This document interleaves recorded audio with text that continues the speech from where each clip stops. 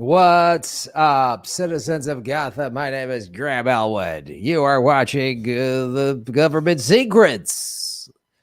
We're going to bring Lee Camp on here in just a delightful second. Hope you're having a fantastic Friday or wherever you are in the world. Maybe it's already Saturday. It's Memorial Day weekend starting here in America. So going to be some beer and vomiting this weekend. Huh? You guys ready to vomit up beer? Have a good beer vomit holiday weekend. Hit the like button and subscribe. And of course, if you're watching on Facebook, of course, rockfin.com. Join us over at Rockfin to support the show. Still demonetized by CIA Tube. And all right. Yeah, let's do it.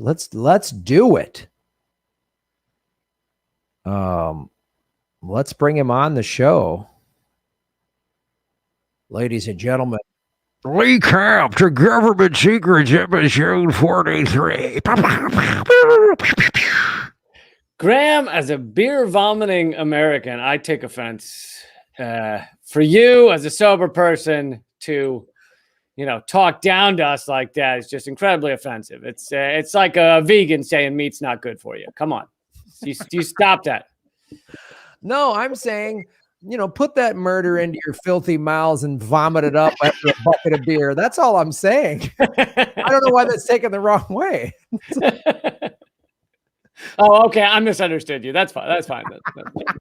I'm sorry. Did that help? Did I help? Yeah. That clarified it. Put that bloody death into your yap hole, folks, and drown it with some beer and then vomit it up.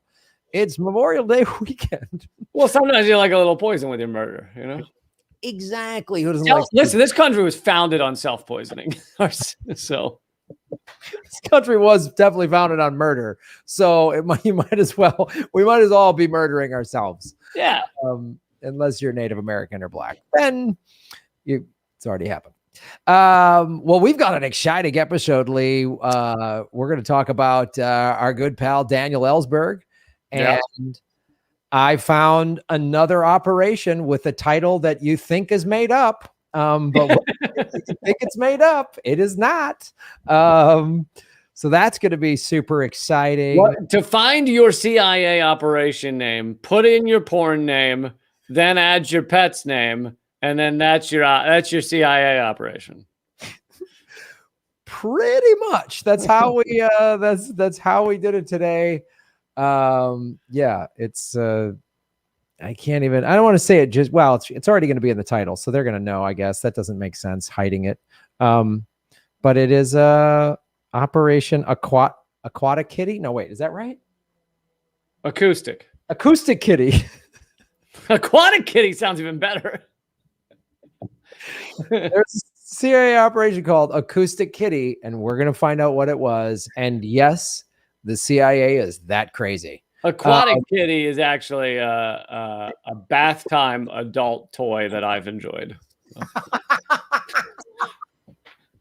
A bath time adult toy? So, hi, is it time for some bath time adult fun? It's the Aquatic Kitty. Meow, meow. You know it. There's just a video of a guy in a bathtub, just like, oh, and it starts, and then at the end of the commercial, you hear, ah! Do not anger Aquatic Kitty.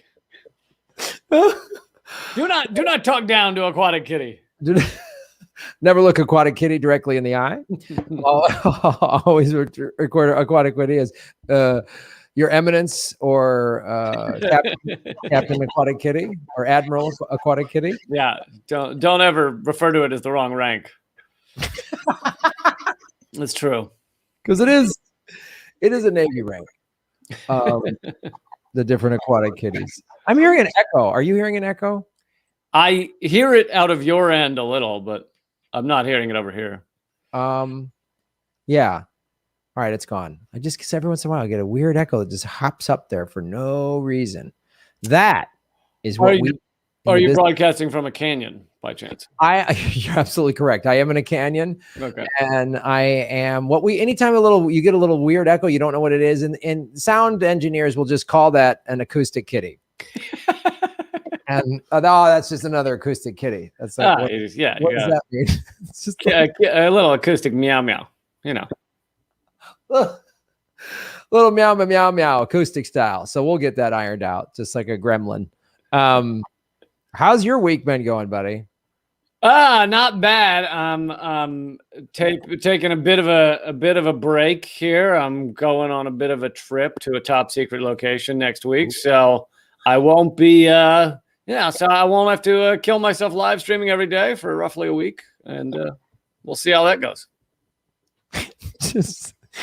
Well, that's good. That's a great way to plan a holiday, is just a reprieve from killing myself on live TV. Yeah. Now I thought, you know what, Lee, you need a bit of time to hate yourself in private, rather than in public. Because it doesn't all need to be broadcast. No, it's good to just keep some quiet, just some of the self-loathing in the darkness. Yeah. As a guy that lives alone, I like sitting alone in the darkness in my apartment. Nothing. Just sharpening a knife and, just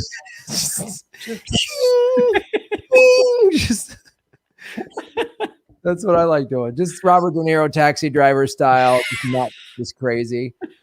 On Memorial Day weekend, usually. That's typically how I celebrate Memorial Day weekend. I do that. I'm actually taking a couple days off next week too, which is rare. I'm taking Monday, Tuesday, and Wednesday off. Nice. Well, we'll see if I can pull off a government secrets, but I don't know.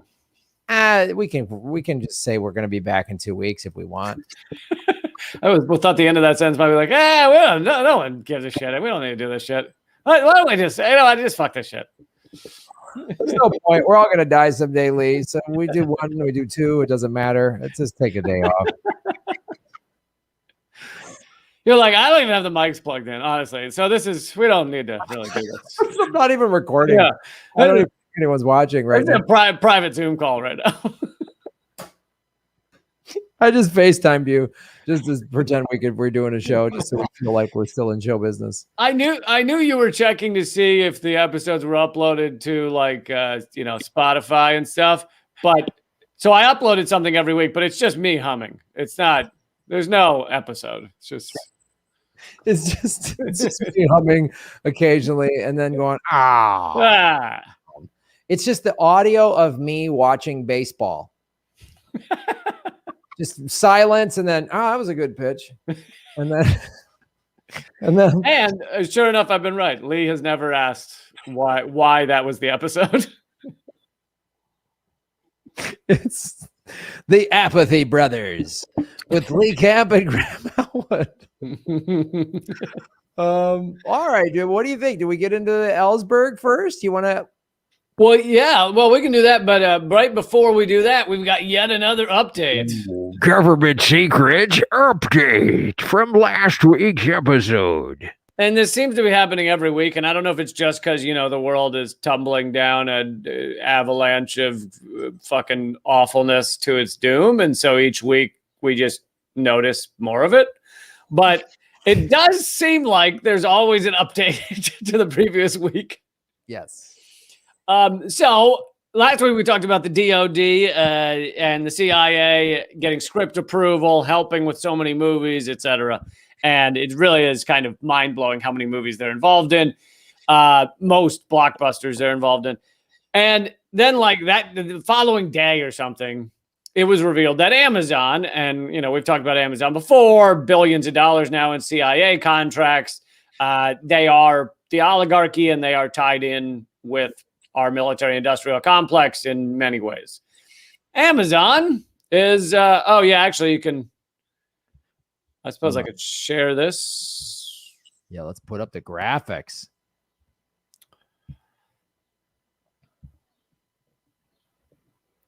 Boom. There it is. Amazon is, I think I even saw a more recent one that said they are going to do it, but maybe they're still using the term in talks. But in talks to buy Hollywood studio MGM for $9 billion. And so this is a company that, you know how much of our world Amazon now owns. They're involved in invading our privacy through whatever those fucking doorbells are called, the Ring cameras or whatever. They sell that to police departments. So they are knitted in with kind of the fascist state and the fascist police. And now they're buying out MGM so they can own yet another piece of this giant Hollywood puzzle. It will be so great to watch just Jack Ryan, just nonstop. Jack Ryan, the early years, Jack Ryan's childhood, Jack Ryan, you know. Man, that guy from The Office took quite a career turn. You know, he worked so hard in that paper factory or paper company. And then it was like, why go to killing children? Why make that shift? Like, you were doing so good with the paper. And then. And is he believable at all? I never saw an episode. I mean, I haven't watched it either, but just on the billboards, like, is he believable at all? I'm like, oh, he's some CIA badass. No, he's not. Yeah, I thought the billboards were a joke for The Office. I thought The Office maybe was still running. And it was some prank they were, ad campaign. Like Always Sunny in Philadelphia will put them as like superheroes for the ad. I thought it was that kind of thing. Like, here's this doughy guy from The Office, and haha, isn't it funny if we make him look like he's in the CIA? Right, exactly. Yeah. It's just so MGM's. It's amazing what MGM's catalog of all of the movies, many of which we mentioned in last week's episode, are going to all now be on Amazon. So the CIA can track your viewing habits, which will be great. And then it's just going to be a plethora. And now get ready with them buying this. So now, and especially after that woke CIA ad that came out a couple of weeks ago, which was just like, oh, that was amazing. So now it's just going to be like diversity CIA murdering poor people. It's just going to be like the new CIA is just like that Raytheon ad where they're recruiting Girl Scouts. It's just going to be awful. Oh yeah, that was incredible too. Yeah, it'll be like Jack Ryan comes out as gay, but he tells his boyfriend that he's decided to tell his parents like as he's shooting a child. So it's all the emotions are mixed up into one giant hodgepodge of just super fucked upness. Yeah. So like in the backdrop will be Jack Ryan just blowing up poor people in the Middle East. And that's just sort of the B storyline. And there'll be no commentary on how awful it is or why we're there, but it'll be like, oh, and a very special Jack Ryan. He comes out of the closet to his tough dad, like that'll be the big episode. It's just like, okay, coming out, that's gotta be tough, but you are still participating in the American Empire's complete annihilation of people in the Middle East and around the world. But war crimes made sentimental. Amazon CIA streaming service. So that's something. Yeah, so they're owning another piece of it, and also we've already learned that Amazon is willing to like alter movies to make them more acceptable for the Amazon platform. Unless it was done by the studio before they went to Amazon, but apparently Avatar, he hooks in order to ride the horses, the flying horses, he has to hook into it with its hair, and then that's also how he has sex. So apparently, in order to ride the horse, you kind of have to fuck the horse. And apparently, people weren't cool with that. And so Amazon cut that scene out. So apparently you can't even find that scene anymore. Wow. So they're just going to do this with all of like MGM's back catalog. They're just like whatever, take Waterworld, but it's just like, oh, now the intelligence community saved Kevin Costner's floating gill people or whatever. Like, it's just going to do everything. And I bet you like the CIA is always pretty well represented in James Bond movies, but now there's going to be like a spinoff, a James Bond spinoff to the CIA. The CIA guy is going to get his own movie, and it's going to be like, oh, I can't even fathom. They're going to go back like anything. They're just going to go any MGM movie. I can't even think of like classic MGM movies, but I'm sure they're just like, whatever, just find some old movie like, oh, I'm blanking on it, but just like Planet of the Apes. They're probably going to change the ending of Planet of the Apes and just make it like, oh, the CIA saved us. Thank God the CIA is here, or whatever. They're just going to do that with all of them. They'll just come rappelling out of the nose of the Statue of Liberty at the end and start shooting all the apes. And he'll be like, hey, it was America all along. But then they saved us. They killed the apes. So instead of that classic, God damn you all to hell, be like, thank God for the CIA. Like him banging the sand. They saved us again. Like every movie, they're going to do that. Just Charlton Heston coming down with the tablets, but he'll have another tablet that has like CIA unnecessary evil or whatever. Like they're just going to weave that into everything. Yeah. And I think if we can't see our movies with horse fucking, then what's the point, really? So I want pure and uncut horse fucking. Yeah, weirdo futuristic world horse fucking. So that was the update. Yes. Update completed. Government secrets update completed. All right. So do we want to go Ellsberg now? Let's do it. Sure. Let's do Ellsberg. But actually, if you want to remove that for a minute, I'm going to give a background on Ellsberg first. So most people know, but Ellsberg is an economist, political activist, former U.S. military analyst, and he was back in the 70s. He was employed by the Rand Corporation. And by the way, we're getting to something current, so I'm not just going over his history. But Ellsberg precipitated a national political controversy in 1971 when he released the Pentagon Papers, a top-secret Pentagon study of the U.S. government decision-making in relation to the Vietnam War. He released it to the New York Times, Washington Post, and other newspapers. And this was a time when, to some degree, if the Washington Post and New York Times found out something important, they would publish it, which now they're done with that. They've grown up. Stop that crazy kid journalism whistleblower nonsense, fellas, and now just just protect the ruling elites. Yeah, I mean, it was a crazy wild time. People were fucking listening to ABBA and stuff. It was weird. So we should blame ABBA for all of the good journalism from the 70s. Have you not been? I have been. I mean, if you read the lyrics to Waterloo, you really realize what they're doing is they're talking about the Pentagon Papers. I get it.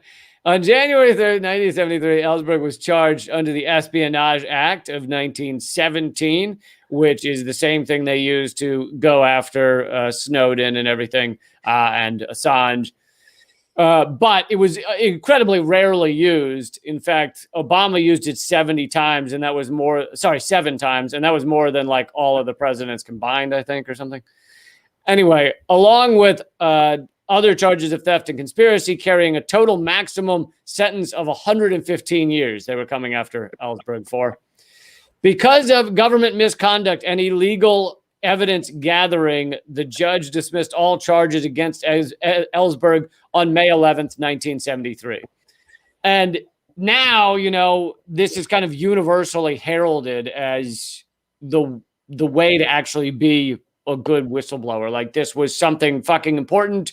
And even our mainstream media nowadays will say like, oh yeah, Ellsberg should have done that.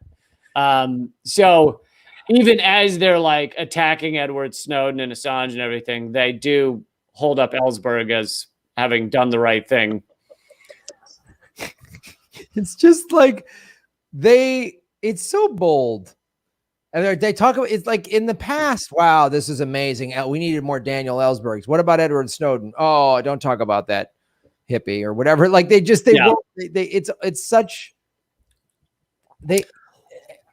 don't know. What is that? Is that cognitive dissonance? Like, what is that thing? Or just like, I'm a filthy liar? Or, well, I think it really comes down to, they know where their bread is buttered. Their career path is about, basically doing State Department propaganda. And so if you get far enough removed from something, then it's no risk to them to reveal it or to say they supported it. So they can say that about Ellsberg. But then in the heat of the moment, like with Snowden, they're still not at a point where they can admit it was legitimate. They're starting to get there with, or maybe in the past couple of years, they've gotten there with Chelsea Manning, admitting that what she revealed was important. But it's like they won't do it in the moment. They won't do it as these people are being prosecuted. And yeah, it's always after the fact that it's like, oh, they wax poetically about it. Oh, isn't this person great? But in real time, they have no historical context at all. And yeah, they don't actually have any spine to like stand up in the moment and defend Assange or Snowden or anything. It's despite the fact that the prosecution of Assange actually makes their own job at risk, and they're so fucking pathetic, the mainstream media, that they won't stand up for him. Yeah, I know. They're literally not defending a thing that protects them. Yeah. Okay, great. So in 1969, so this is back to the Pentagon Papers for a quick minute. 1969, with the assistance of his former RAND Corporation colleague, Anthony Russo, Ellsberg secretly made several sets of photocopies of the classified documents to which he had access.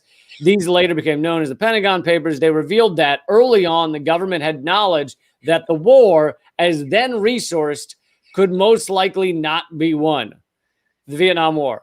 Further, as the editor of the New York Times was to write much later, these documents demonstrated, among other things, that the Johnson administration had systematically lied not only to the public, but also to Congress about a subject of transcendent national interest and significance.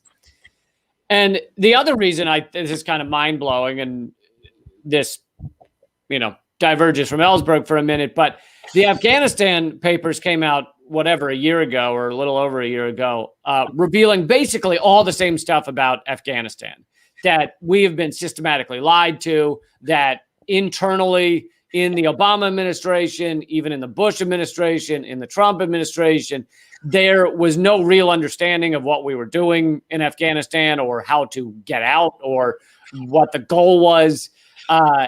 And we were being lied to. Obama especially kept saying, we're almost there. It's almost over. We're going to have them. We're going to bring home the troops. And it was all fucking lies. And yet when it came out about Vietnam, it was kind of this earth-shattering event over the next few years. When it came out about Afghanistan, it was met with a shrug. I mean, you say Afghanistan papers to people, and most people don't even know what the fuck you're talking about. Yeah, and it's like the Afghanistan papers came out, and it was like, wow, someone ought to do something about that. Anyway, the next story is this. It's like, and the media, as I'm sure they had through the guidance of the State Department, that used to always be when the first Gulf War started in 91, and then the invasion of Afghanistan after 9/11, and then the invasion in 2002 of Iraq. There was early talk of, well, we don't want this to become another Vietnam. It was always said that way. And this quagmire, that term was always used. It'll just be this never ending. And now we don't even talk that way anymore. We never say it's another Vietnam. We just say, yeah, we're just getting it done. And that's always like, we need an exit strategy. We don't want to pull out too soon and destabilize the region, even though it's like, they're saying all of the crazy shit, if not worse, that you heard said, especially if you watch that documentary, The Fog of War, with Robert McNamara, going back, showing how they kept saying, well, we need to stay here and stay there and put more troops in. And that's the thing too now is boots on the ground and soldiers, coming home in body bags.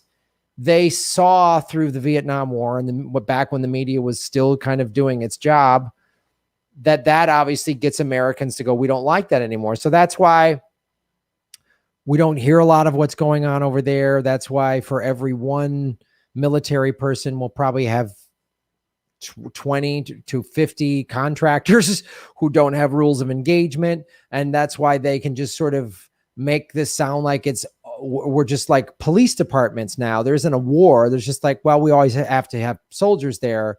And Americans don't care nearly as much if contractors are killed as soldiers. No, nor do they care that the, quintuple the cost of contractors is being spent, like they just, because these numbers are just going through the roof. And again, if the media was actually doing its job and really explaining to Americans why we've been there for 20 years, it's our longest war, it's trillions of dollars, which could fund all these things. They just spelled that out very, very clearly for the American people. The American people would be like, done, get us out. Why are we still there? It's been 20 years. And they know this. So that's why they keep doing this nonsense. And if I was president, I would use the Espionage Act to arrest Bezos and all these other sons of bitches. I would just be like, yeah, I'm arresting you. But why? Oh, the Espionage Act. You're a traitor. You're a traitor. To what? Right. To the America, to the flag. I just go, yeah, I could find something that you've done that can be looked at as espionage. Yeah. Yeah. I mean, it's amazing. Like, I also think it was met with a shrug because everyone's kind of known this for years. Like, everyone, and on top of that, you don't have the draft. So you have, it's like for it to be revealed that they had said internally about Vietnam that they didn't know how they could win it, or they didn't see a way to win it. And yet still send men and women who had been drafted. And that's key, because Americans care far less about soldiers that die when they've signed up to possibly die than those who were drafted in. And so for the government to internally say, like, yeah, we're not even sure we have any path to victory here, and yet keep allowing young people to get killed, that was far more outrageous, I think, to Americans than in Afghanistan, where they're like, oh yeah, okay, I guess we didn't have a point most of this time. Well, yeah, and it also speaks to the I'm sure it's just a coincidence that because we have no draft, we have really awful jobs and people barely getting by, so that like the military is their only option. So now people are not going to say, wait a minute, I don't want to get, because if at any point in the last 20 years, the government said, sorry, you're drafted, 18-year-olds and would have gone, no way. Anyone 18 to 35 can be drafted. They would have gone, absolutely not. There's no way this is going to happen.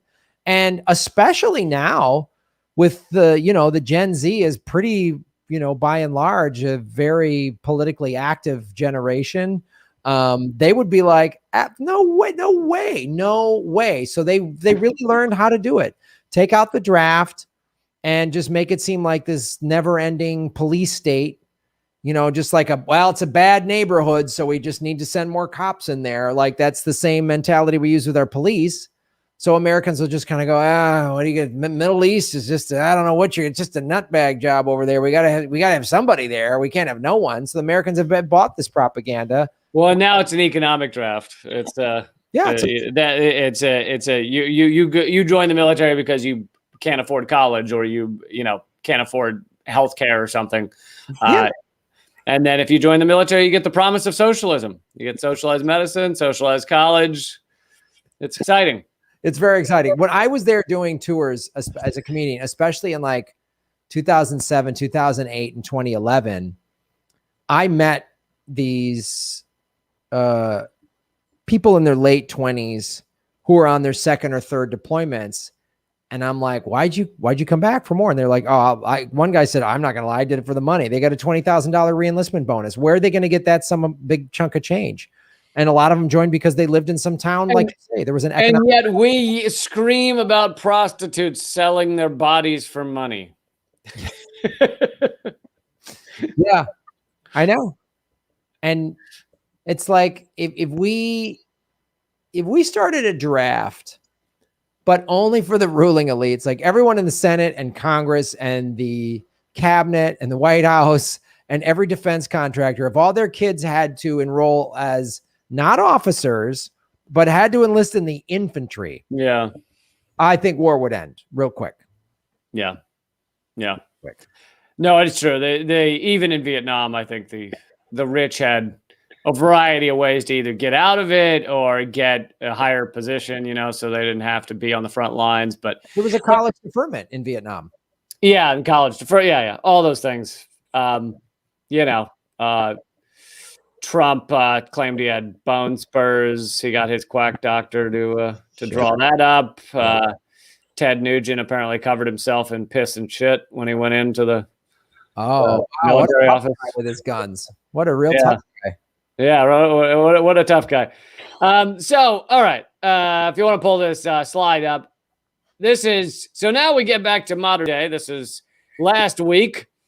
Daniel Ellsberg blows the whistle again at UMass Amherst conference to commemorate his legacy. So they were having this conference, and he basically revealed more information that is technically top secret.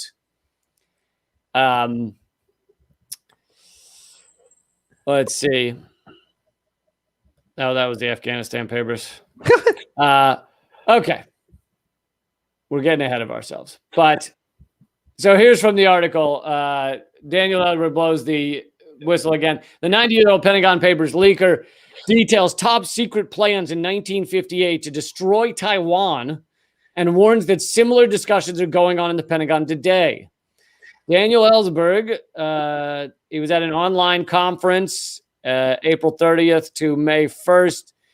And the 90-year-old legend blew the whistle again. He disclosed a government study authored by Pentagon staffer Morton Halperin, which reveals the Secretary of State John Foster Dulles, our good friend Dulles. Hey, there, weird. He's in this again. He's always pops up everywhere, Dully. Hey, the Dulles brothers did such good work. They were hardworking. They're like the Hanson brothers in Slapshot. You can pull the slide down. I'm just reading from this article. So John Foster was ready to nuke Taiwan during the 1958 crisis over Quemoy and Matsu Islands during the height of the Cold War. And Amy Goodman was running this conference. Considering her kind of move to the center, she might have been horrified that this was going on around her. But in, let's see, meeting with the Joint Chiefs, Dulles conceived of a plan to use a 7 kiloton weapons with the expectation that the Soviet Union, Communist China's ally at the time, would hit Taiwan with nuclear weapons in response.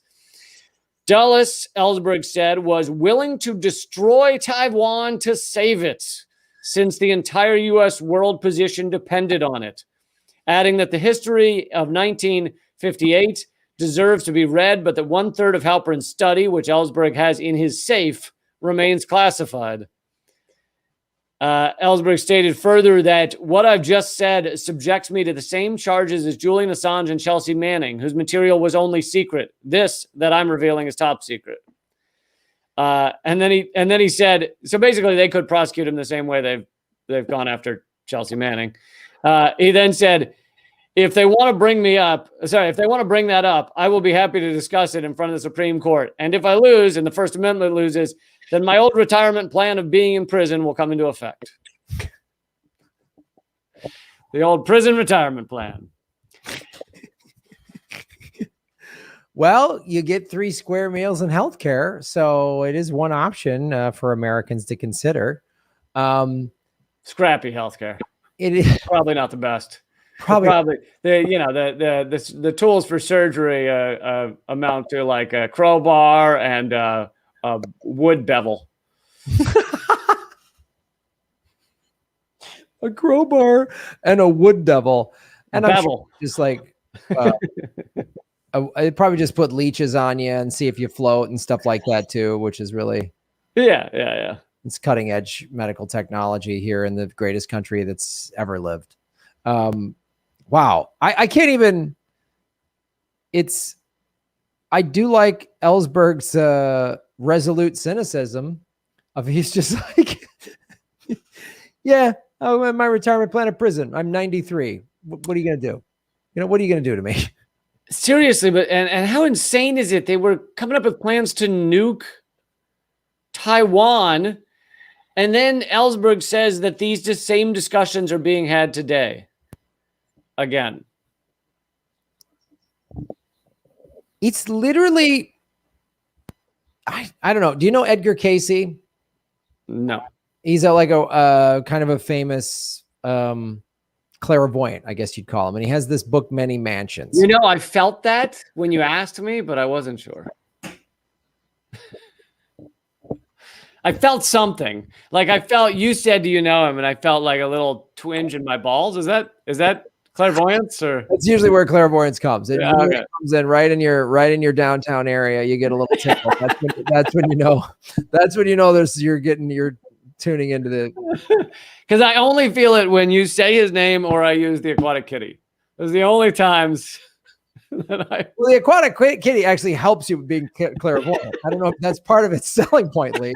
In addition to being an adult bath toy, it also helps with clairvoyance. Which is why I've never done personal visits for the clairvoyance. It gets very awkward.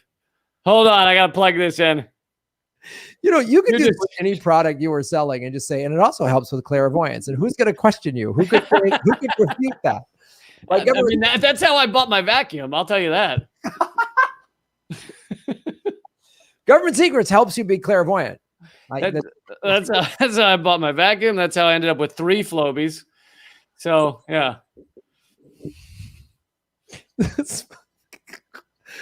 So I knew if I went down this road, it would be met. It would not be met with, oh, okay. Which is what I love, because only in Los Angeles do people go, oh, okay, yeah, oh, Edgar Cayce, yeah, he's a clairvoyant. Only in LA do they not question that. Like my friend Karen Rontowski, who's been on the show, she's a comic, she's very funny. She's got this thing, Paranormal Karen, and she does tarot card readings and stuff. And she said she'll just say like, so my demonologist said, and she just says it like only in LA do people go, oh, okay, cool. Can I get your demonologist? In the rest of the world, everyone's like, you're what? What the fuck? Oh, you're Loch Ness Monster repairman? Like, what are you talking about? Like, oh my God, that might be why I have been having a rough time. I don't think I've ever had a demonologist. So Lee, I mean, you're spending a lot of time with that aquatic kitty. It might be time. Is that covered by my health insurance, the demonologist, or is it? Most health plans cover demonologists. Okay, because if it's a high deductible, I don't know. It really depends on if it's an out-of-network demonologist. If it's an out-of-body demonologist, then yeah, then there might be a higher deductible. But anyway, you're gonna love this. So Edgar Cayce's book, Many Mansions. My hippie parents gave me this book when I was in college. He was a clairvoyant. He was just this average guy, and it would say like about reincarnation. He'd be like, oh, this happened in a past life. You need to do this to make it better or whatever. And he was like, and this was back in like the 50s or 60s. He was like, yeah, all of the, what is it? What's that? Atlantis. So he was like, the city of Atlantis is not some mythical thing. It wasn't an underwater city. It was just this earth millions of years ago, and they became super powerful with a lot of super powerful weapons, and they blew themselves up and basically sunk all the continents underwater. And that's how people think Atlantis is from underwater. And he said, oh, such a bummer. It is a bummer. That's why you don't use those kind of weapons, Lee. And he said a lot of those people are being reincarnated back in the 60s. That's why there's all this just warmongering craziness. So really, right, of course. I should have gotten that. So if you really want to blame anybody, it's Atlantis. Oh, okay, yeah, of course. Well, of course, it's Atlantis. I love talking about this because I grew up in a family where all this kind of shit was talked about like it was fact. Like, it's like growing up in a crazy cult or a family that's super religious. It's like, well, that's what Jesus would say or whatever. Like, and so wait, did you also have like Catholicism? Was it? Which is also insane because how did those two intertwine? Well, they did up to a certain point. Like my parents would talk all this hippie, new agey shit, and then we would still have to go to Sunday school, and it was was Jesus in Atlantis? No, Jesus came after Atlantis. Come on, you know that. It was Atlantis, then the Loch Ness Monster, then Jesus. Well, the Loch Ness Monster basically is still a holdover from Atlantis. He was the mayor. He was the Atlantean mayor. And he's still running around, but nobody's listening to him. Nobody's taking him seriously anymore. They're not listening to, they're not taking him seriously, even though he still wears the hat. He has the hat. Government secrets. Loch Ness Monster, mayor of Atlantis. Put that in the books. That is the biggest secret we've ever divulged. and we're reading it from Wikipedia. So, it can't be. This can't be wrong. Fact. Look into my eyes. This is a fact. These are the eyes of truth. Snopes gave it 3 horse dingles or whatever their rating scale is. And Washington Post gave it 7 Pinocchios and a star. The Loch Ness Monster is the mayor of Atlantis, everybody. Breaking news. I feel like we buried the lead by starting with Ellsberg. I feel like that was really burying the lead. We should have titled the episode after this. Right. Well, we should title the episode Loch Ness Monster Mayor.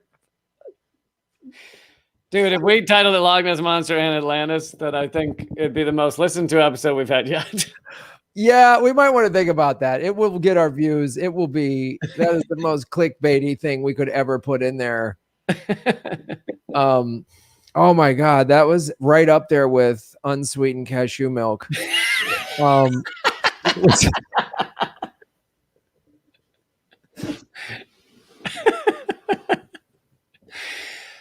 And for those who haven't listened that far back, they just think that was the high point of your day, was unsweetened cashew milk.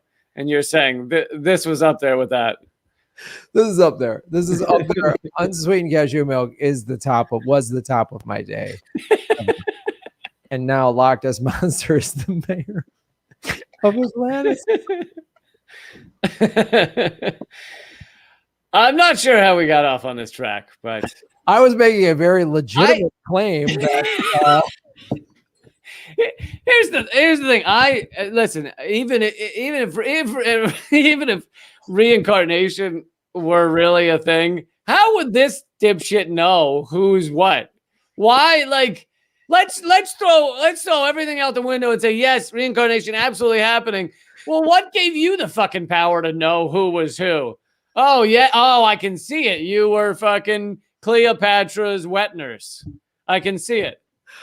I think the fact that Edgar Casey drinks unsweetened cashew milk is what gives him that power. It helps. It's the liquid of clairvoyance. So that's. I love this. I love bringing this stuff up. God damn it, I love it. Especially when I know people are just going to hammer it. I love it. God, it's so. I didn't undo some long-held belief you have, did I? No, I still believe Edgar Case is right.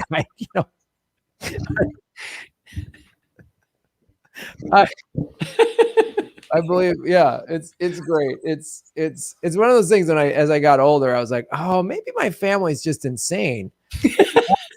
Maybe I grew up in a crazy place. Like one time, my sister, who's really into it, was like, and she says this shit like it's absolute. It's like I say stuff like this, and I'm like, maybe that's a possibility. And then people like you make fun of it. And I go, oh, well, it sounds nuts. I guess it sounds like and is it true? Yeah, it's just a fun thing to debate. You know what I mean? Is Michael Jordan better than LeBron James? Like, we'll never know. But like, it's like, well, right. That's what always annoys me with people that make claims where it's like none of it can ever be checked. And it's like that always frustrates me. It's like, yeah, no, these may sound out of the blue. These may sound bizarre, but it's absolutely true. And you have no way to ever check it. No, so none. Just go with it. The earth is flat and there's ice underneath it. Fact. No, I remember one time my sister was like, oh, I have a friend and she time travels. And I was like in the car. My whole family was in the car. And I was like, oh, wow, this is going to be some crazy. This would be a good car ride. This would be a good car ride. And I think it was the last time I drove with my whole family. I was like, okay, yeah, I'm kind of done now. We'll just all take separate cars or whatever.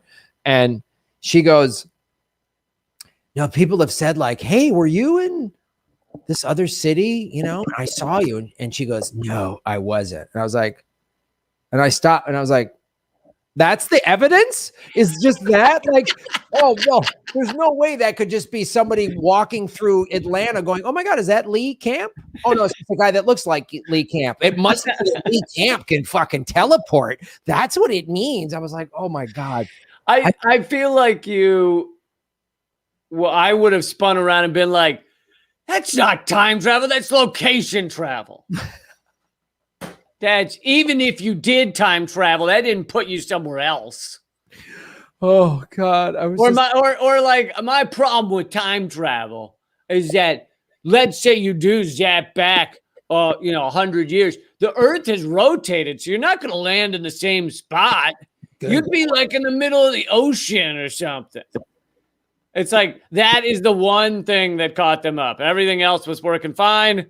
It was just that they let you landed in the wrong spot. Yeah, that's it. We're totally believing in the teleportation. That is just a foregone conclusion. But when they teleport to, that's where the red flag comes up. Oh Christ. Anyway, yeah, I came from an insane family. That's why I'm a comedian and I can't function in regular society, Lee. But weirdly, you have now become a figure of this small group of us that actually wants to relay the truth to people. Because I think I was born into so much lies and insanity that I'm just like, all right, I'm done. You probably have some of what I had, which didn't come from the family. It came from like history books and stuff. Like just finding out we were told shit in third grade where you're like, it's completely, utterly false. Why? I took tests on this. I had to do well on getting these answers right, which was nonsense. You made me waste time to learn lies. Yeah. Like, that's infuriating. It's like, go paint that house that we're going to demolish. It's like a fucking waste of my time. Yeah. All right. Should we move on to our next segment or should we keep talking about reincarnation?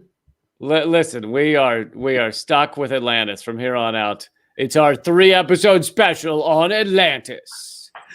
Atlantis episode 1, 3-episode arc. This is going to be like Leafgate is Atlantis. Like now we know the mayor. We're going to really uncover the whole city council of Atlantis. Basically. Yeah. I mean, we already know the mayor. So yeah, it's. All right, let's go to. Adult toys. Government secrets final segment. Do you have the Google thing for it? Yes. All right. So this is the CIA has. This was just an excuse for us to put a cat on the We video. just wanted a cat photo. And so here's a cat photo. When the CIA learned cats make bad spies. Now, I thought this was a joke. It is Operation Acoustic Kitty, where the insane CIA literally tried to, and this sounds like a joke from like an Austin Powers movie. They tried to implant listening devices into a cat and get them to just walk around, and like just plop down. Because who would suspect a cat was their thinking? Like somebody was in a CIA think room going, think and listen to this. So they wanted a cat to just come up. So let's say whatever, 2 foreign officials or whatever from another government, Russian, whatever, are talking. And then a cat just comes up and sits down and the cat is going to record this and send it back. It seems like mostly what you'd hear is stomach growling and cat farts. Like that would be the vast majority of it. Well, just the cats are always sleeping. So you just hear that like when they sleep. And here's what the CIA found, geniuses that they are. Oh, you can't really train cats. Oh, they won't just do what you want. And this is a fact. I don't know if this is in the next slide. Let me put up the next. So this is the actual Freedom of Information Act. Wait, what did I do? Oh, here. Whoops. Where it's so crazy. I need to bring this up myself so I can see that. But what they did is the cat also they put this thing in its ear, and the cat went a little crazy because cats hate having. It's like, oh, we're gonna make this cat wear a cute outfit. No, you're not. That's never gonna happen. It's gonna scratch your fucking face off. Like cats don't like. We're gonna give our kitty a bath. That again, horrible idea. So turns out cats do not like being dressed up like pumpkins. For some odd reason, they just don't like it. Like, we're gonna put this leash on our cat. Wow, you're stupid. Our final. This is a Freedom of Information. What you're seeing on the screen. This is a Freedom of Information Act document from the CIA. Our final estimation of trained cats for blank use in the blank convinced us that the program would not lead itself to a practical sense or highly specialized needs. Is that needs? Okay, sorry. The repeated checks on the state of training and equipment showed us that it was indeed possible to train. Oh my God, that blank right there has to be like Schmookins or Poopy Face or like whatever the cat's name was. Mr. Frumples is what was blacked out right there. Yeah, and we don't want to reveal Mr. Frumples, secret name. Oh my God! Once he's burned, what are we gonna do then? Once Mr. Frumples is burned, it's the dumbest. Like meow meow meow meow. Like, oh God. So this is like, I just want everyone to know this is our tax money was spent for this stupid thing. This complete waste of time. We have satisfied ourselves that it is indeed possible. This is itself a remarkable scientific achievement, knowing that cats can indeed be trained to move short distances. This was their initial findings. To move short distance, that was the entirety of their success. We got the cat to walk across the room. We figured out how to do that. No way. Well, then the reality is when they first tried this, they tried it once. The cat went out in the street and got hit by a taxi and was killed. In Moscow, right? So it was released in Moscow, apparently. I had read. And then it immediately just walks into the street and gets fucking run over. But they had like sewn into like its stomach or whatever, like a large, because this is back when these devices were not tiny. This is not a fucking pinprick camera. This is like a fucking 8-track was sewn into this cat. Yes. And it walked down in the street and got run over by a taxi. Because it hated life. It was like, goodbye, cruel world. Fuck the CIA. I'm out of here. Like, and they're like, we trained this cat and we released it. And the cat probably just ran like, I'm out of here. I'm going to get away from these freaks and get this radio out of my stomach and try to get out of there. Maybe I'll jump in this cab. And it's just, oh my God. So, and there was another one too, where they tried to drop bats into Tokyo, but I didn't even get into that one. Well, they like strapped napalm to it or something. Yeah, they strapped napalm to bats.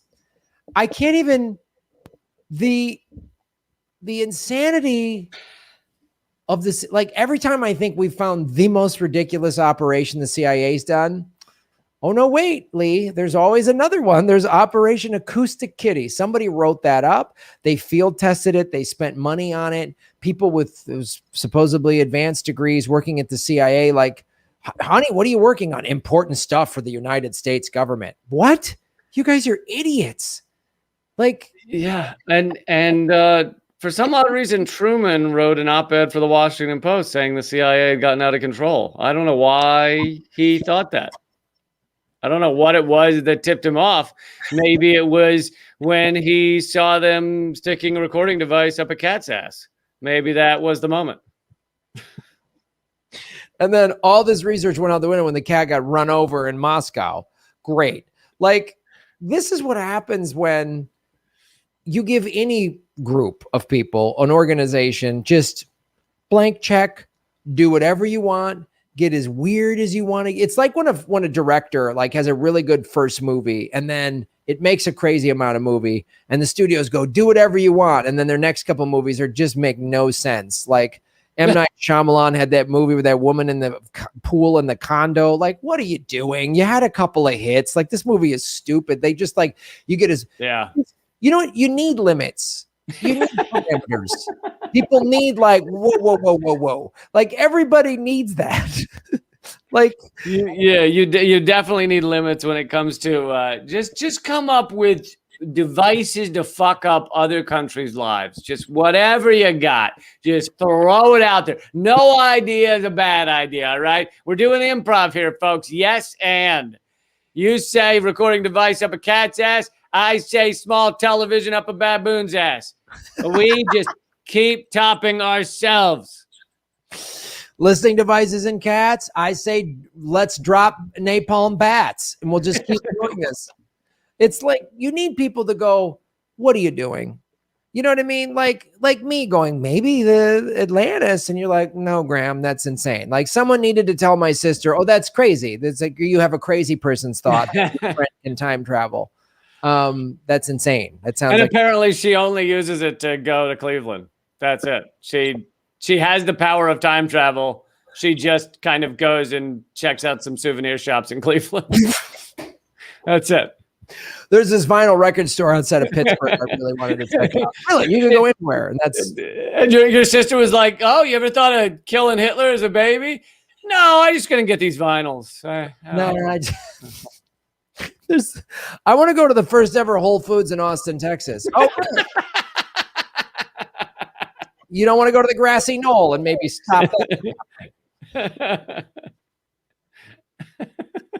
So that's the fantastic Central Intelligence Agency doing and here we are talking about this Acoustic Kitty project as if it's over, but you know, right now there's like a monkey standing in the corner of Vladimir Putin's office quietly holding a boom mic. You know it. Absolutely. They just like, oh, Vladimir Putin here. Please take this butterfly farm on behalf of a bunch of robot butterflies flying around or whatever. Like, it's. Please take this chess set that's squealing for some reason. Don't mind that. That's the sign that it's nice. Please take this ant farm with all of these atomic Terminator style ants that eventually will break out and kill you. Take that ant farm. There was something like this recently. I think it had to do with the Russiagate. Didn't Putin give like Trump a soccer ball or something? And the mainstream media was running around saying Trump's such an idiot because the soccer ball's probably wired with like recording devices or something. Like, there was some fucking Russiagate soccer ball bullshit. Yeah, Trump, while not the sharpest knife in the drawer, might notice, wow, that soccer ball is kind of heavy. And Putin's like, always put this on your desk, especially when you are in the war room. Put it. Yes, Putin gave Trump a soccer ball in July of 2018. And then CNN ran with, here's the headline. Putin gave Trump a soccer ball that may have a transmitter chip. Wow. I mean, CNN, just does amazing, groundbreaking news. It's amazing. They are basically, they're the Acoustic Kitty of the modern era. CNN. Well, I've always said that most of the people working there are probably the reincarnations of piles of shit from the past. So every shithead from Atlantis was reincarnated at sea. That's the thing. Atlantis may have had some very brilliant people. It also had probably a bunch of dipshits as well, because every society does. They must have had these shithead Atlanteans. You guys, when you get reincarnated, you're gonna go run the media in the 21st century. Yeah, what if you were like, dude, I'm reincarnated I'm the reincarnation of someone who lived in Atlantis. Unfortunately, it was like a fucking douchebag asshole who lived in Atlantis. Oh, you were on the Jersey Shore of Atlantis. Yeah. Oh, that's just some Yahoo. Like, okay, we're gonna reincarnate you. You're gonna work at CNN, and your buddies are gonna be at MSNBC and Fox, and that's where we're gonna put you.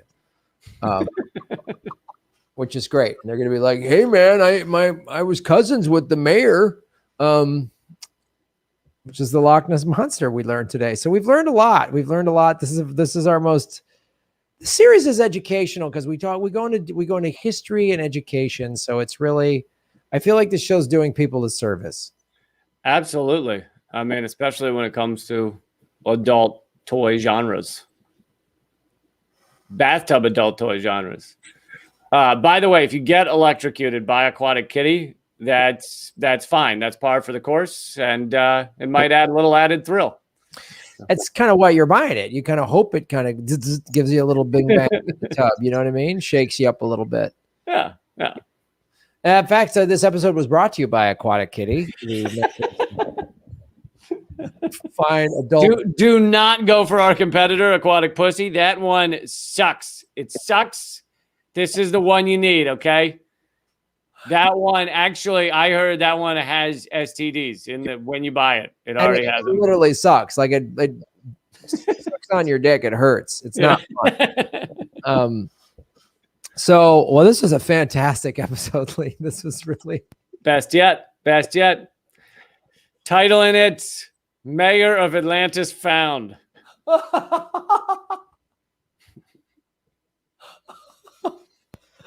Oh God. And read the book Many Mansions, Lee. It's going to answer a lot of questions for you. Wouldn't it be amazing if this whole time you were just slowly, like the whole point of this, all of your live streams you've ever done were just meant to slowly indoctrinate people into some clairvoyant cult.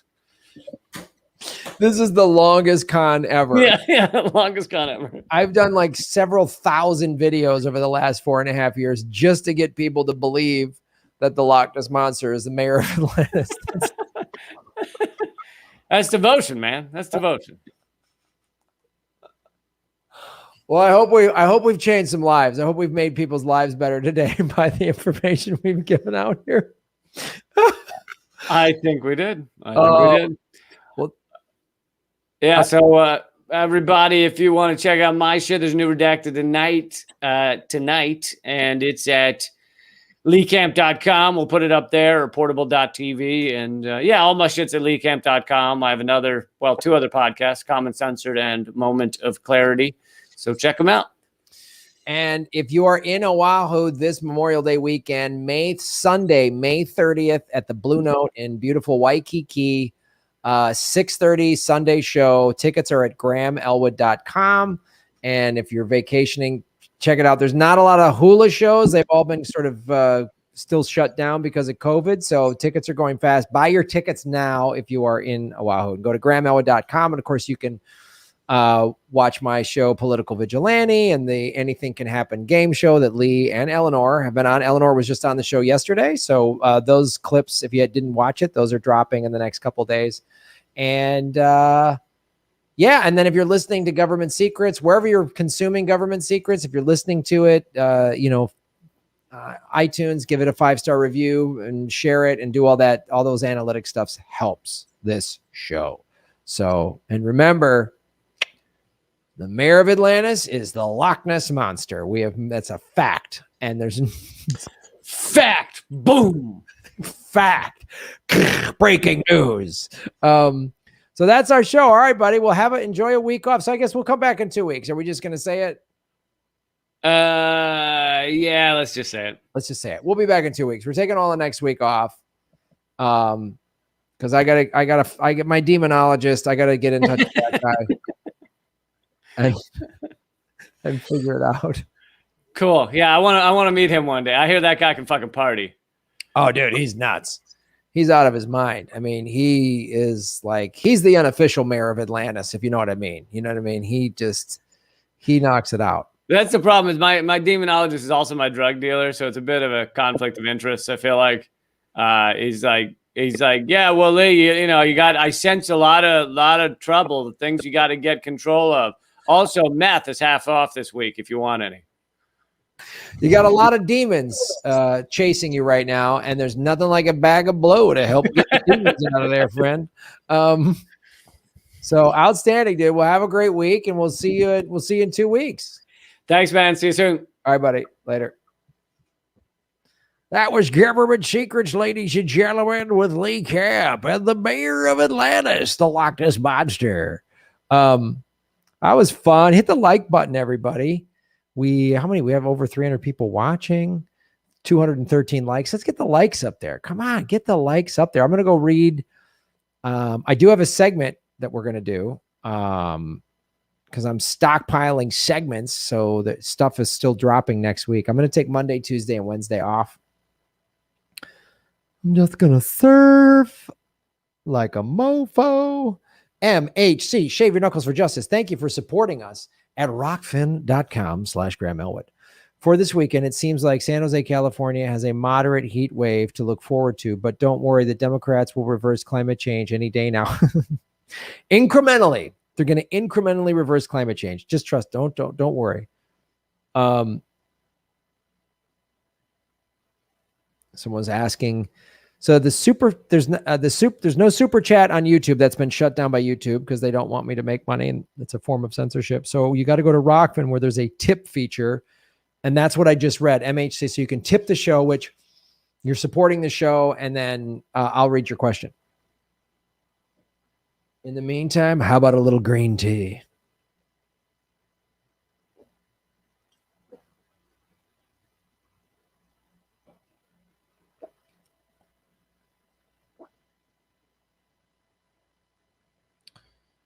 All right. Our moderator, Kate, is here. MHC, again, thank you so much for supporting the show. Shave Your Knuckles for Justice. The CIA is like a TV series that has gone on for several decades. Eventually, they will have tried anything and everything. I know. Completely. Just one of those series where you're like, come on, we've run out of every storyline. It's over. Let's just move on. It's time to cancel the series. Tony DeMayo, Shave Your Knuckles for Justice. Hey, Graham. At a family party, I said billionaires shouldn't exist, and the bootlickers in my family defended Bezos. I can't stand status quo defenders. Yeah, let them know they have no chance of becoming a billionaire. Jeff Bezos could end homelessness. When regular people do that, it drives me nuts. Especially someone who's like they make, $200,000-300 grand a year, and they think that they're in the Bezos club. And it's like, no, you're not. You make 300 grand a year. You could live a really nice, comfortable life. You're only 275 grand away from being the working poor, right? You are $999,700,000 away from being a billionaire. It's not going to happen. Let them know that it's not going to happen. And when they defend him, just go, Jeff Bezos doesn't give a shit about you, right? He doesn't care about you at all. MHC, Shave Your Knuckles for Justice. I'm concerned that the only thing I'll end up remembering from today's Government Secrets episode is that the Loch Ness Monster is connected to Atlantis. If that's your only takeaway, MHC, then we did our jobs. Then we've made the world better. Melissa Age, what's up, Melissa? You're making Gotham great again. Oh, now I'm so offended. Our cats were fine with getting bathed, and we trained them to walk on leashes. They would get all excited every time we took out the harness and leashes. And that there are cats and hats that watch your show. Be careful. They will cancel you, like YouTube did. I know. I crossed the line. The cats and hats are probably mad at that last segment. I'm so sorry.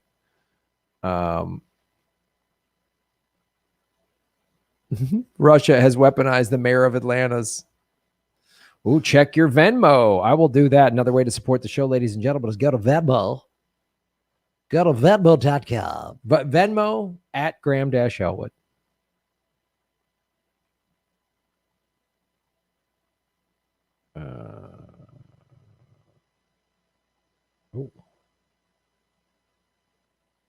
All right. Hold on. Let me check the Venmo. Let me check the Venmo. Venmo.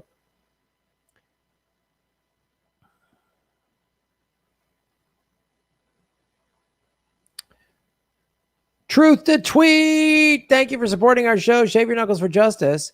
Song for Memorial Day. Nancy Pelosi sings Streisand's Memories, but can't remember all of the lyrics. Oh, you got that. I'll do that. I will do that. I will do that. Memories like the corners of my mind. I will do that. Well, Nancy Pelosi is singing the song.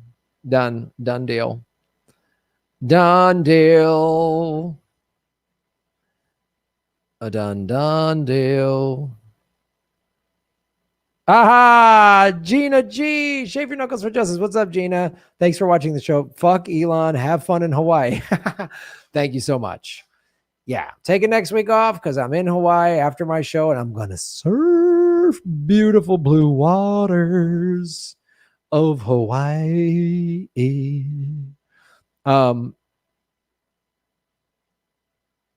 Have it on good authority that the Kraken was incumbent mayor of Atlantis prior to Nessius win.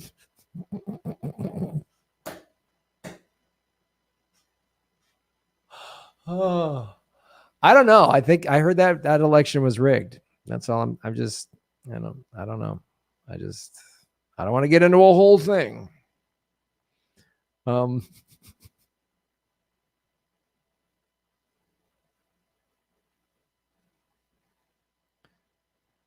What do we got? 246 likes. Hit the like button, folks. Let's get that up to 3 likes. Come on.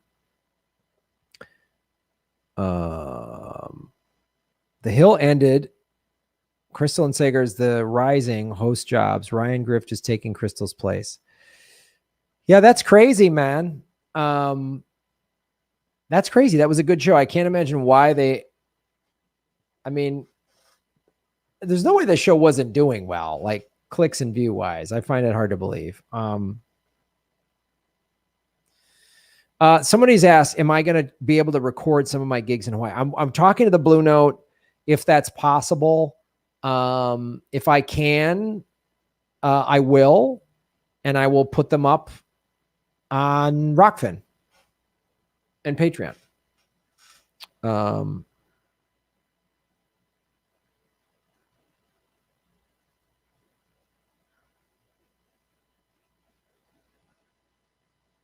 Yeah, the Hill just ended today, which is insane. Ryan Grimm. Yeah. Yep. All right. Let's do this segment I put together.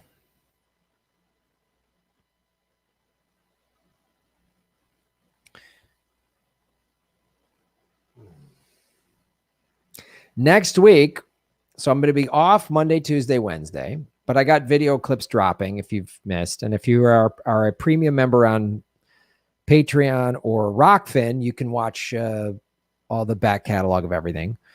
But next Thursday, I will be back for the Anything Can Happen game show with comedian Krish Mohan and Annalise Garcia. And as always, the charming and affable Ron Placone.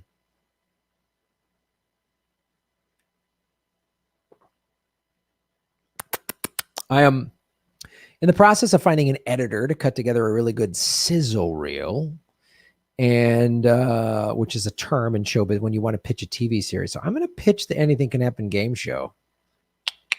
Talk to a buddy of mine that works at this cable channel.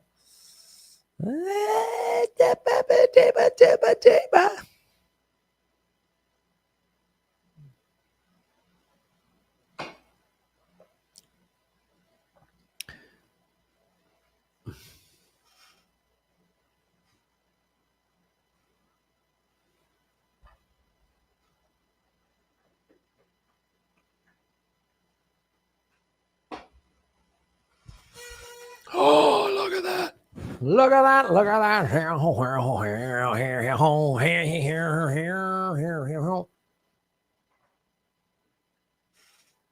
Beautiful. Right there. Right there.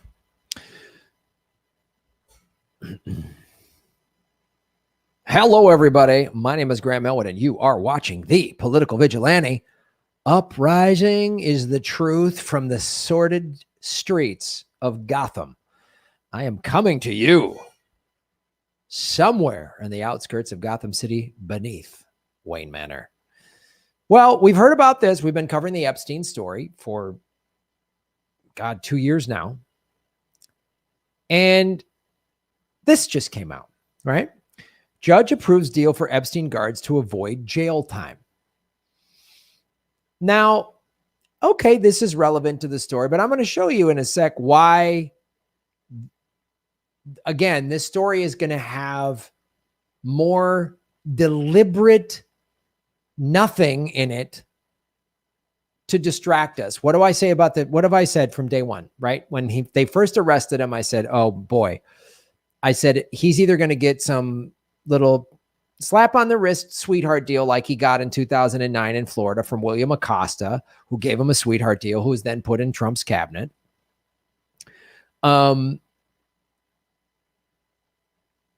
Or if they deny his bail, he's not going to make it out of jail. They're going to kill him in prison. And I was right when that happened. And the day before he died, hung himself with a paper t-shirt, totally realistic. They unsealed a bunch of documents. So I was like, oh, that now he's dead. And the real thing, it's been 2 years. The FBI seized all these, we saw the videos, the FBI wheeling out files and photos and file cabinets and hard drives. Where is all that? We don't know. Ghislaine Maxwell got arrested last year, and her trial isn't set until November. It's supposed to be this summer. Now it's November of this year. Okay. And Trump wished her well.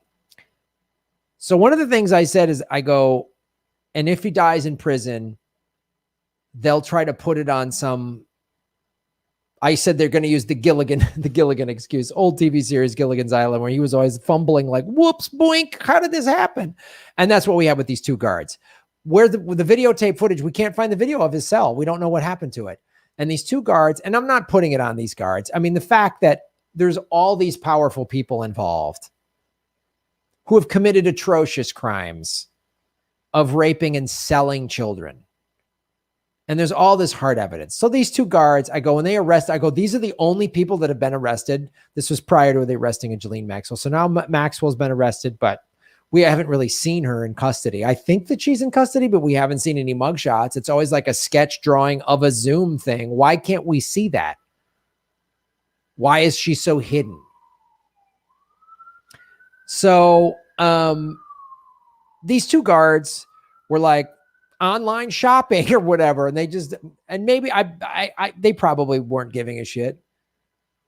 But the focus I'm going to show you is on these guards, and now they're getting a pardon, which they probably should get a pardon. I don't know.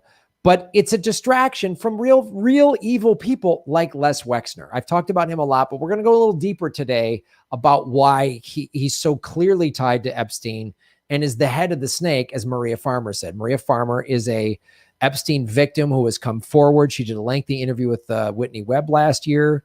I played some of that interview. So these are the two guards. Noel and Thomas were accused of sleeping and surfing the internet when they were supposed to be watching Epstein on August 10th, 2019. That's when he died, a little less than 2 years ago. They were subsequently charged with falsifying records over attempts they had made to persuade prosecutors that they had checked on the prisoner. So they were sleeping, watching the internet. Nobody paid attention. And they're trying to hang it on these people. Maybe. How did this happen? I don't think these two guards are in on it at all. Or somebody just made sure and they got rid of the footage. Again, this article is such a distraction. Not that this isn't relevant, but where is the footage? Why was the camera not working? What happened to that footage? It just miraculously disappeared? this guy was on suicide watch and then wasn't, and they put 2 guards. Like, do these guards have a history of sort of not giving a shit? And were they deliberately put on duty? Do you know what I'm saying? Like, I don't believe these 2 were like paid to look the other way. I think they put all of these things in place. They were like, yeah, we'll have those 2 guards on duty. They're not paying attention. Let's get somebody in there, kill them. We'll get the footage done. I think it's like that. But again, talking to the guards or the thing, it's a distraction from what? From what? From people like Les Wexner. What we know and what we don't know about retail mogul. This is from July 2019. So after Epstein had been arrested, before he was, killed himself, hung himself with a paper t-shirt, totally realistic. I believe it. Mogul Les Wexner's connection to Jeffrey Epstein. For at least a decade, the man behind Victoria's Secret and The Limited was a disgraced financier and accused sex traffickers' only known client. None of this. So this is 2 years ago and nobody's reporting on this anymore. And so the Hill, and this Hill article is, it's 300 words or something. It's like a couple of paragraphs. Oh, they've been pardoned. They initially lied. They came forward and said, we lied. It's part of their plea deal. They came forward and said, yeah, we lied. We falsified records to say we were watching when we weren't. Okay. The guy shouldn't, they're getting community service or whatever, which they shouldn't go in jail. Look, if Les Wexner's not going in jail, if Prince Andrew's not going in jail, if Bill Clinton and Hillary Clinton and Donald Trump are not going in jail, then these folks shouldn't go in jail. It's that I'm okay with this plea deal. But I want to be real clear that this is part of what we've talked about for the last 2 years. This is a distraction. It is this distraction. Why aren't we having more articles about this? They talked about Les Wexner 2 years ago. They talked about Bill Clinton. They talked about Donald Trump. And then we haven't really gone into that anymore. So I'm going to go into Les Wexner. Specifically, I've shown you, Bill Clinton flight log show he's been on the plane 26 times. Hillary 2 times. They were at his compound in New Mexico numerous times. Ghislaine Maxwell was at Chelsea Clinton's wedding. Trump, people were trafficked out of Mar-a-Lago. He hired William Acosta and Barr, who had ties to Epstein.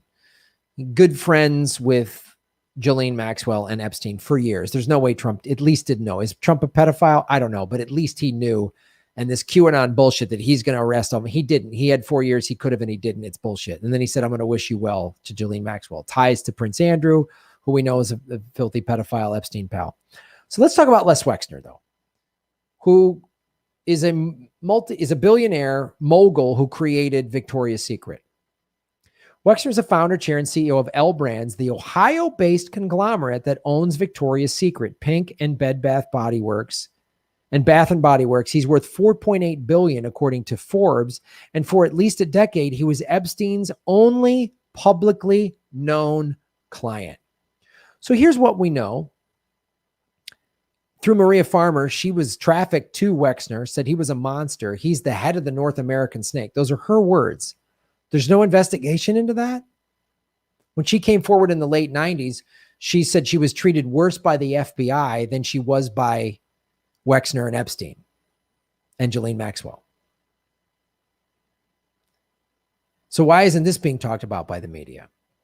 Okay.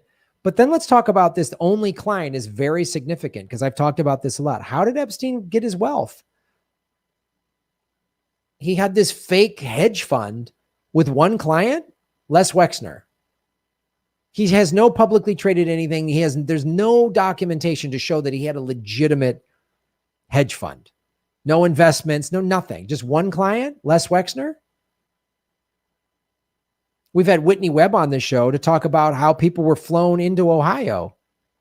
Ohio is like a sex trafficking hub. Weird. Les Wexner lives there. But his only client for at least 10 years, but these guys have known each other since the 80s.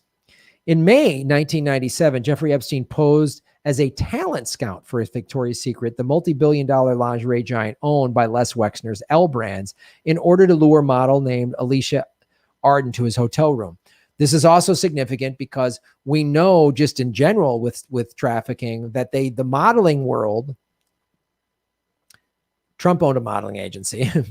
Epstein had a modeling agency, but used this 97. And Ghislaine Maxwell used this. She was also a recruiter. In addition to being a pedophile and a sex trafficker and just an overall monster, they would use this to like, oh, there's an attractive, 14-year-old girl. Hey, you want to be a model? That's how they would do. Jean-Luc Brunel, who's also been arrested for being a pedophile and a sex trafficker, modeling. Peter Nygaard. So the modeling world isn't like, there isn't like a couple of few bad apple. It's really prevalent in the modeling world. And we know I've done videos on Jean-Luc Brunel and Peter Nygaard, all in the modeling world. Probably knew Wexner. Definitely knew Epstein. Jean-Luc Brunel visited Epstein's. There's photos I've shown you of him and Ghislaine Maxwell goofing it up on Epstein's horrific pedophile island. But Les Wexner, as Maria Farmer said, he's the head of the North American snake. Those are very key words. The Wexner link, though, is well documented. SEC filings from the early 1990s through mid-2000s list Epstein as one of 3 trustees of the Wexner Foundation, as well as several of Wexner's other prosaically named charitable organizations, including Art Interests, Health and Science Interests, Health and Science Interests 2, the Wexner Children's Trust 2, and the International Charitable Interests. Now, I've also showed you on this show that a lot of these sex trafficking pedophile billionaires use non-for-profits. We know like the Clinton Foundation is used for awful stuff. Ghislaine Maxwell had a like Save the Oceans Foundation that had a thing to teach children on how to, keep the oceans clean or whatever. She folded that up in the spring of 2019. So that they got word, the ruling class elites, the predatory billionaire pedophile class was like, the hammer's coming down on Epstein, So she closes up her foundation. But Les Wexner has these, and they always involve kids. And are there charitable foundations that help kids that are doing legitimate work? Absolutely. But when it's tied to these awful billionaires that have ties to Epstein, that's when the red flags go up. Epstein also attained his Manhattan residence, a 7-story, 21,000 square foot mansion that's been called one of the city's largest private homes, through Wexner. That's the penthouse that Prince Andrew went to visit, that we saw video footage of Prince Andrew coming out of that home. He got it from Wexner.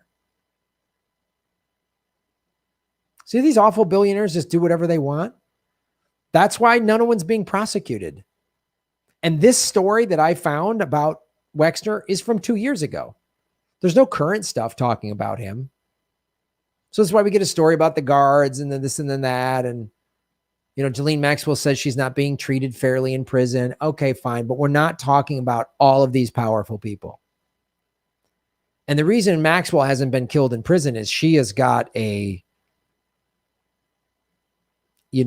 some type of kill switch evidence on all these people. She's an evil, horrible, cunning person. And I bet you she's like, anything happens to me, this hard drive goes out in public and everyone will see it. And there's probably awful stuff on there. But back to filthy Les Wexner. Don't buy Victoria's Secret stuff. I know it's great. As a guy, I've loved dating women that shop there, but don't give them your money. His relationship, Wexner, with Epstein dates back to the late 1980s, according to the profiles in New York Magazine and Vanity Fair. The former, which refers to Wexner as the money manager's patron and mentor. So we know this too. This is what Epstein would do. This is how he worked his fake hedge fund, where Wexner is his only client, but people would just give money. These two were clearly working together, and Wexner was probably helping Epstein get girls and vice versa using the Victoria's Secret angle. And there's all this awful footage of all these Victoria's Secret, runway shows where Maxwell's there, Epstein's there, Trump's there, like just awful. They're all awful. Like arrest them all. But this is what, so, and the tactic that Epstein would use, and we talked about this for several years now. We've talked about, so Epstein would have some party at one of his places, and a butler would come up and say, "Hey, would you like him?" To some powerful man, politician, wealthy, whatever, and say, "Would you like a massage, from a beautiful young woman?" The guy'd say, "Yeah." And then there would be sex, and it was a child, it was an underage person. They'd have videotape of it and be like, "Now we got you. So now you're going to work for us," or whatever. Maybe the CIA would get involved. And because Acosta, we know this, said to back off, to go easy on Epstein in 2009 in his Florida case, because Epstein got arrested for sex with a minor. So Acosta was told, and Acosta said this in an interview, that Epstein was like a CIA or intelligence asset and he should go easy on him. And then weird, Trump picks him for his cabinet. They're all working together. They're all part of it. That's what this is all about. It's more distractions from stuff like this. There's Epstein. There's Bill Gates. There's Jess Stanley, for the former CEO, Staley, former CEO of Barclays and JP Morgan Chase, the former Secretary of Treasury, Bill Gates, and Boris Nikolic, who's put in charge, the executor of Epstein's will, who was in charge of the money at the Bill and Melinda Gates Foundation. Here's Bill Gates' flight log being on Epstein's plane. Here's all the photos with Trump and Ghislaine Maxwell and Epstein. Look at her. Where he says, "Oh, I wish her well." Naomi Campbell, who's been listed by several people. Again, a model. She was like a mean recruiter.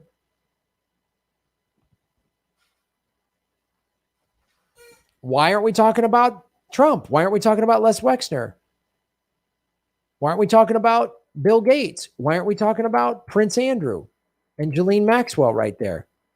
And there's Victoria Roberts when she was a child. Why aren't we talking about Ghislaine Maxwell at Chelsea Clinton's wedding? There she is right there. There's Bill. Chelsea, we're all supposed to believe, oh, they didn't know. This was in 2011. This is 2 years after she settled out of court because she was named in 2009. They knew who she was. So this is just more distraction. And why isn't the corporate media talking about? Because the corporate media, who owns the corporate media? It's all these awful billionaires. Victoria's Secret buys ad time. These are 2 ex-presidents. These are the most powerful people in the world. The royal family, the Saudi royal family. These are awful people that rape and sell children, and they can get away with it because they're this powerful. And this should be called out, and it's not. I will. And YouTube's going to demonetize me and this and that, but support what we do at Rockfin. You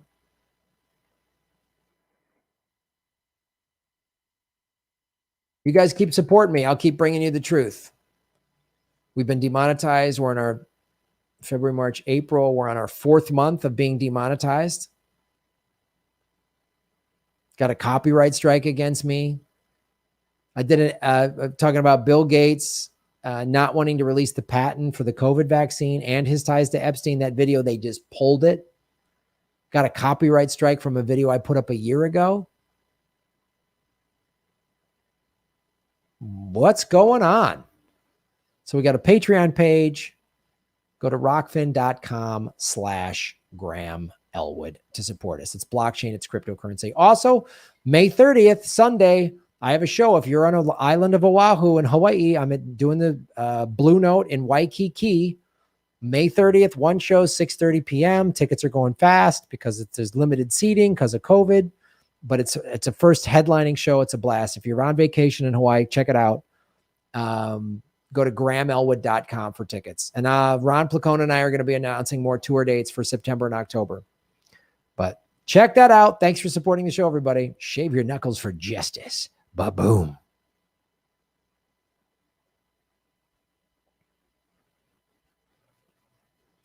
That's our show.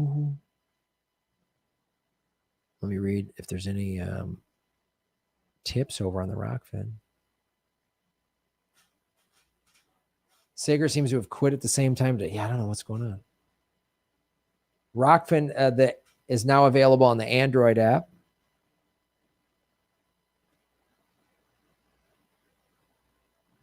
Wexner's stepping down from his companies. Yeah, because they're coming for him.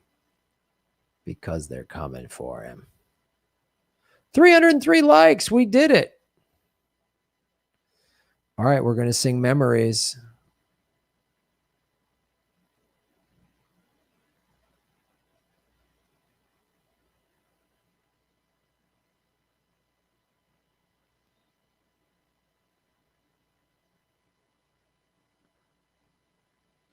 If I can videotape, I don't think I'm going to be able to live stream the show. I tried. I think that's not going to happen. The May 30th show in Waikiki. I'm not going to be able to live stream it. But if I can record it, I will drop it on Rockfin Premium and Patreon. So hopefully I can do that.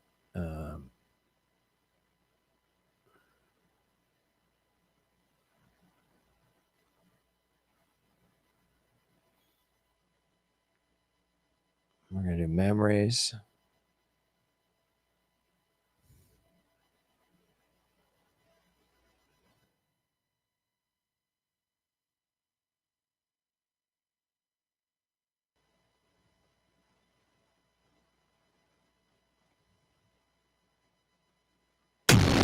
It was weird. Picking it up.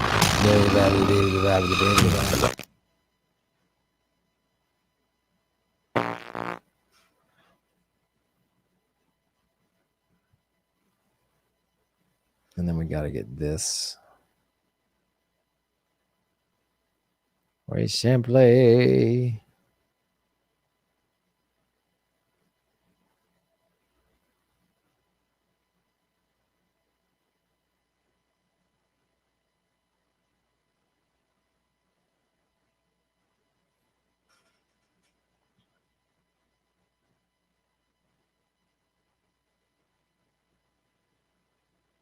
Wait, how do I do this?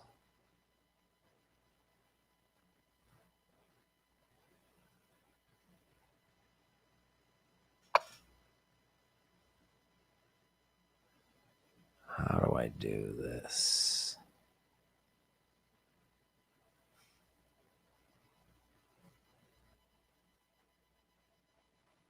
Okay, there we go.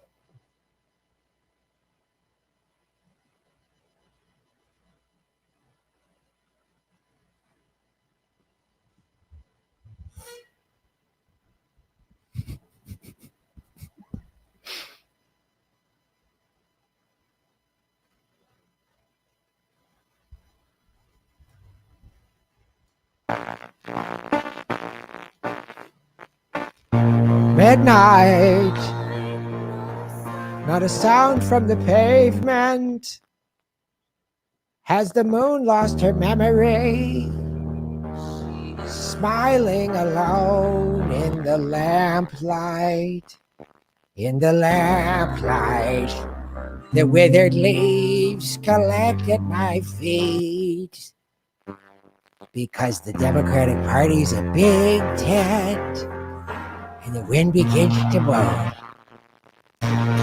Memory, all alone in the moonlight. I can dream of the old. This is the wrong song. I wanted to do memories. Memories, like a misty water rainbow.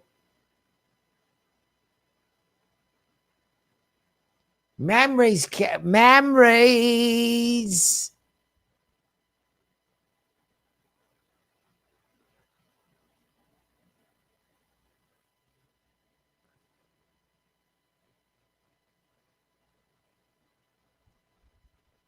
Hi, I'm Nancy Pelosi.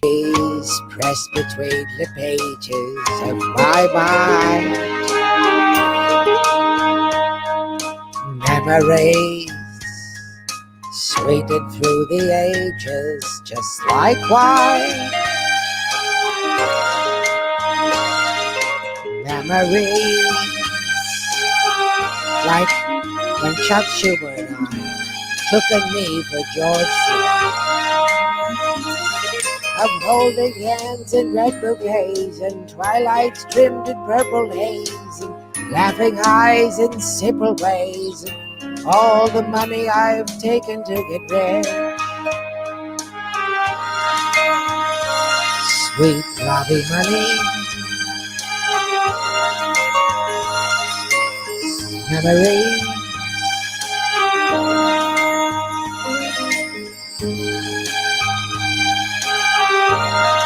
Sweet memories. You know, Nancy Pelosi, I just want to thank all of you for joining the show and singing about memories. All the great times we went to lobby parties and wine caves.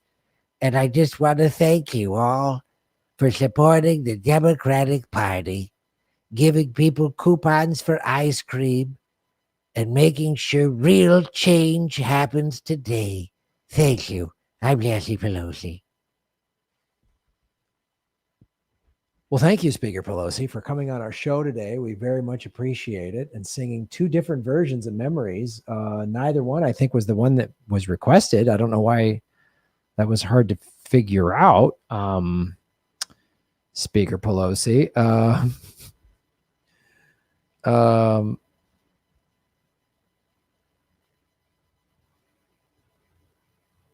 Aloha. The only real change made is in her bank account. You guys are fantastic. Thank you so much for supporting our show. Thank you, MHC, for donating the tip at rockfin.com/Graham Elwood. Green Dream, or whatever they call it. Nancy Pelosi. Awesome. We had a great show, man. 26 likes. Support what we're doing, you guys. Thank you for the Venmo. Go to PayPal, go to GrahamElwood.com. You can buy PV merchandise, which is really cool. It ships on demand. Makes a great gift. And if I can get the video, if I can drop my stand-up set, I will. And I will and we'll be back next Thursday for the Anything Can Happen game show with Krish Mohan and Annalise Garcia. Have a great weekend. Enjoy the holiday. Take some time off. I hope you enjoy it. And remember, shave your knuckles for justice. Follow the money, connect the dots. That's where you find the truth, folks. That's how you make Gotham great again. That's why you're all political vigilantes. My name is Graham Elwood. So long, everybody. We'll see you next week. Shave your knuckles for justice. Boom, boom, boom, boom, boom.